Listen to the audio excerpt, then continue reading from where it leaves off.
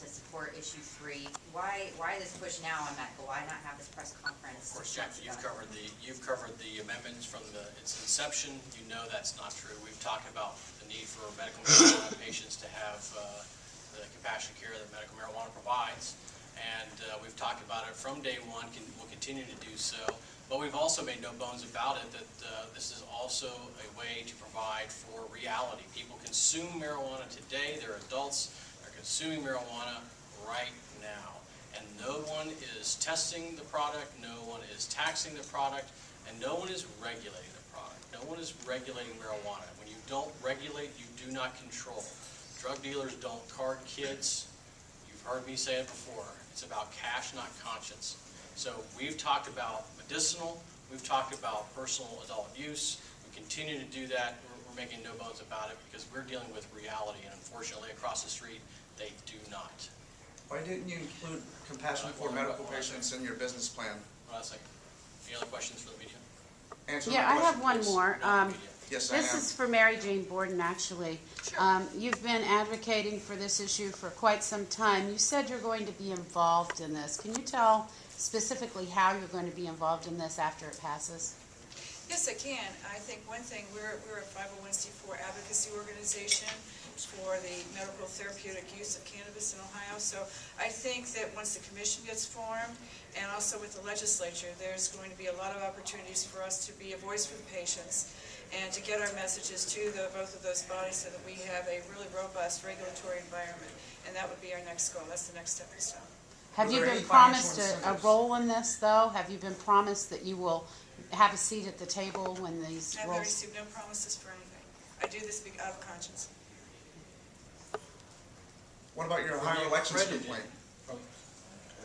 How do you complain against them sabotaging your campaign, and months later, you're now supporting them? Explain that.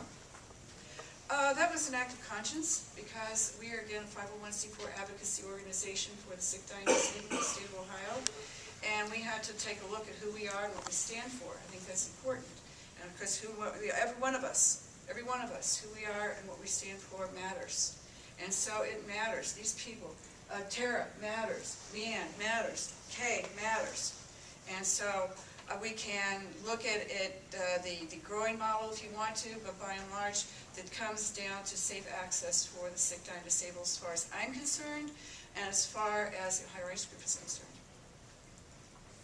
Ian, what role do you see the Ohio Rights Group having in this? I see the Ohio Rights Group taking the action that they've had for the last 3 years and advocating vociferously for medical marijuana patients and families to continue to move not only the amendment forward, but then as we work through the legislature on enabling legislation and to provide the sort of, as Montel was talking about, that education that people need to understand why is it, what happens after this passes? How do we make sure that we affect in a very positive way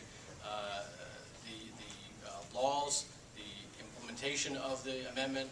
What do we need to do to make sure that we're also dealing with the artisanal grows to ensure that they're growing the kind of craft strains for medical marijuana patients and so forth? I should also say, let me tell you, I'm here now because now I'm publicly a part of this issue. Believe me, I'm coming back. I've gone back to the states that I've worked with and taken a look at those who try to use my name to help them get medicine in the marketplace. As vehement as I am right now about getting this amendment passed, don't let me come back here and find people slinging weed, calling it medicine, because I will be the biggest nightmare you've seen. Guarantee it. I'm going to be that around the country right now. That's why I'm involved in Missouri, I'm involved in Florida. I am sick and tired. Let me tell you something. I have to travel all over this country. I'm not going to divulge anything, but I have to, and I made this statement.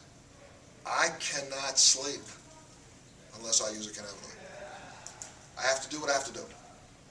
If I get into California, and because I have a card in California, I have a card in Colorado, I go to California and I go by a dispensary and I see sitting in a shelf, something sitting near something that I know is extracted using some sort of benzoate, something that's a chemical process, I leave the store.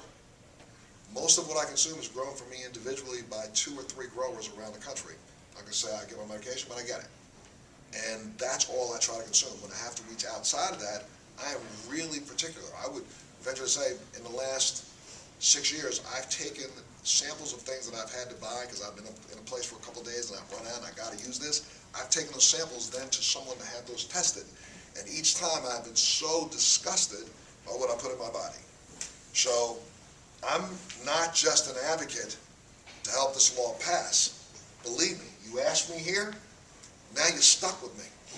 So when she gets her medicine, if you claim you're selling medicine, and I don't care if it's an individual grower, I don't care if it's a big multi-billion-dollar corporation, if they claim that they are selling medication, it surely better be.